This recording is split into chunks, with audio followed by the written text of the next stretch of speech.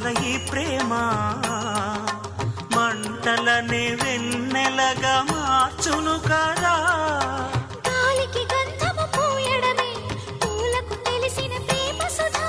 రాలిన పూల జ్ఞాపకమే కాలము చదివే ప్రేమ కథ. ప్రియమైన కనవారి సుఖ శాంతులే కోరి మురిసేటి గుణమే ప్రేమ.